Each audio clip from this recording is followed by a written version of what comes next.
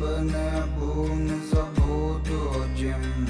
Хочеш закрути мене, як бігуді. Я закритими очима знаю, тут мій двір, подибане. Мене звуть Оксана Дем'янова.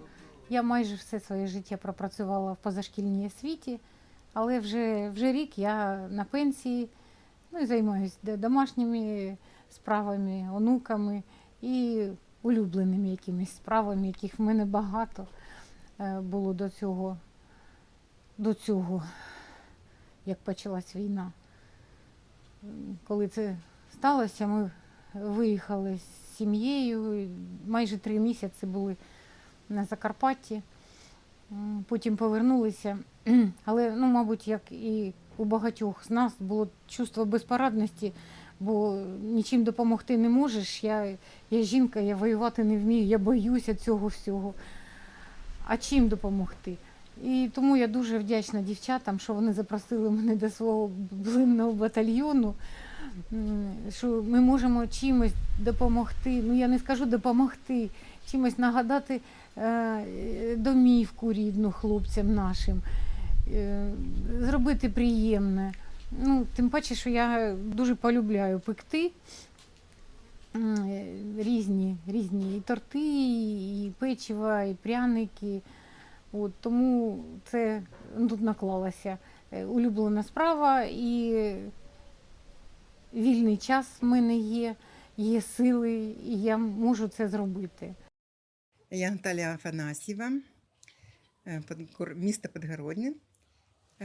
Я сейчас пенсионер, уже достаточно больше 5 років. Да, Ольга? Я Ольга Маслак. Я домохозяйка уже очень давно. Ну а сейчас вот у нас появилась такая деятельность. Знаете, когда начались такие, в общем-то, темные дни в нашей стране, и первое время у нас была такая, знаете, смута, что мы не могли понять, чем бы заниматься. Хотя на самом деле мы очень деятельные дамы. Вот. И где-то в начале марта от моей знакомые сообщили о том, что они начали заниматься выготовкой вареников и блинов. И я как-то Оле говорю: Оль, давай попробуем. И Ольга наша. Да, мы присоединились к ним, и мы ездили в город Днепр. Девочки организовали на своей же кухне такую вот кухарську діяльність. Дуже багато дівчат до нас прийшло, жіночок, мы все выпекали 70 плюс. варенички, да. Были, между прочим, разного возраста были девушки, женщины. И мы вот занялись такой деятельностью. В основном дома мы пекли блинчики, да. Приносили туда, и там уже делали с разными начинками их. А также варенички.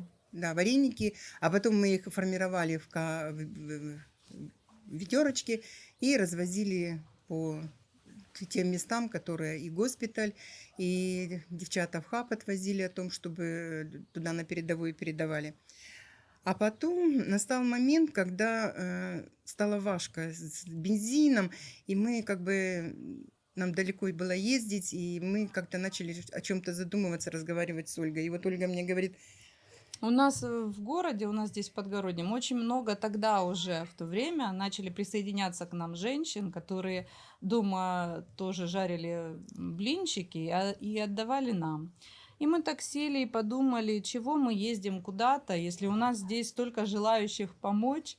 Поэтому мы решили организоваться именно уже в своем городе, в Подгороднем, и организовали такой вот штаб, как мы его назвали, блинный батальон, поначалу он был. Вот. Сначала мы занимались в основном блинчиками с разными начинками, а в дальнейшем, когда уже наступило, очень жарко стало, лето наступило, и тогда мы решили уже переходить на такую вот выпечку на разную.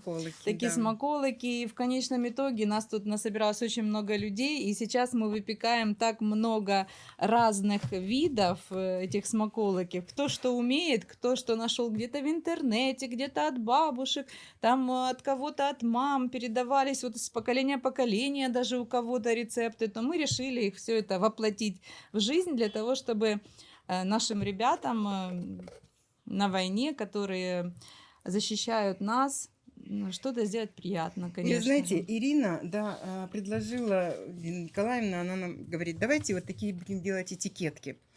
И сначала у нас здесь был джавелин, такая Да. пушка, и Джавеблины, джавелин, то есть, джавеблины. да, и такая пушка была нарисована, и там как бы типа начинка.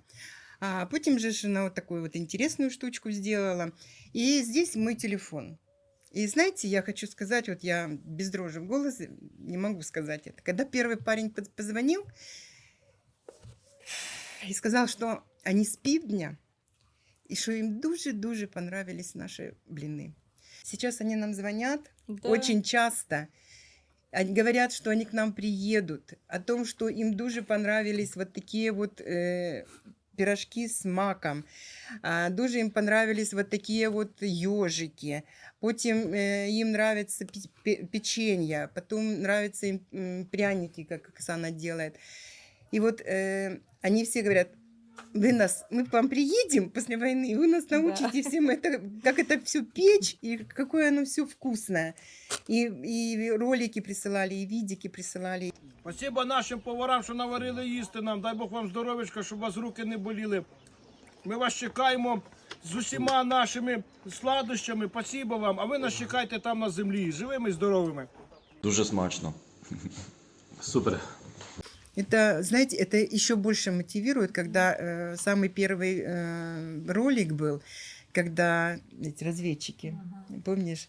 И вот он так вот держит два блина и показывает, что это так вкусно, это так классно. Есть ребята, которые нам очень хорошо помогают в благотворительности. Я раньше работала очень долгое время в Банке Восток, и вот они мне сейчас как бы присылают деньги. Я им картинки свои, а они мне присылают деньги.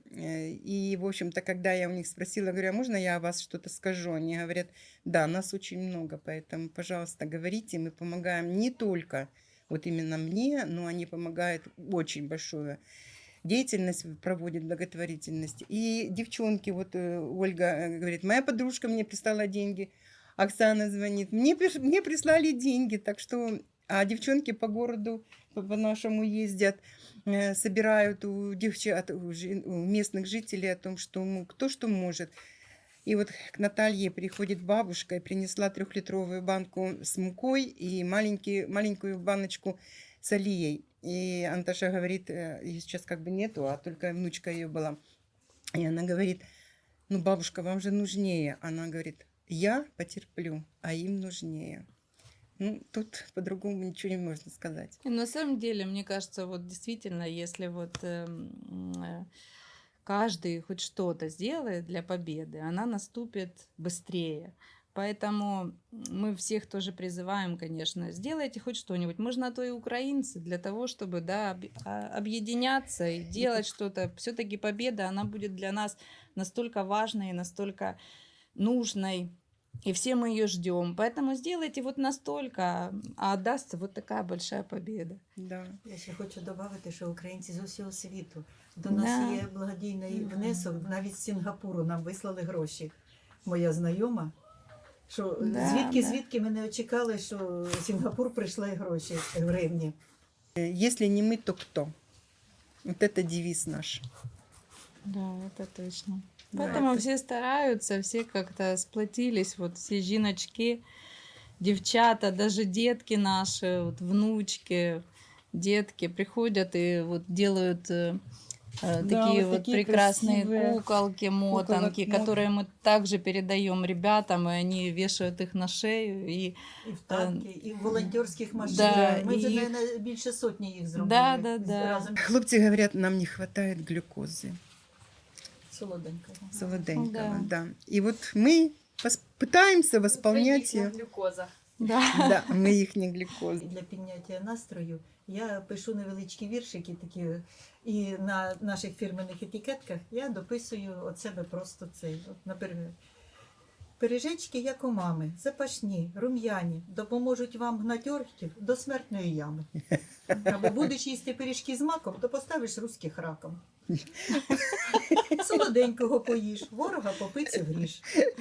Добрі з маком пиріжки всім солдатам до душі. Як мені що припадає, так я і пишу. Вам величезне за вашу роботу, за ваш труд, за ваші емоції, за вашу мотивацію, і взагалі за те, що ви робите цю справу і не думаєте про те, як зараз, можливо, комусь погано живеться, а навпаки намагаєтесь підтримати цей момент. Він дуже важливий. І те, що ви збираєте дівчат і мотивуєте до дій, це дуже круто. На таких людях тримається Да. Україна. Тому що ми єдині, ми сильні, і так, за нами перемога. Рідна хата пахне пирогами з вишнями із печі. Снилось, як світи фарами ближніми уночі. Бачу, баба з дідом в хаті крутили калачі, аби зараз діда постукать би по плечі. Тебе не був, не забуду, дім. Хочеш закрути мене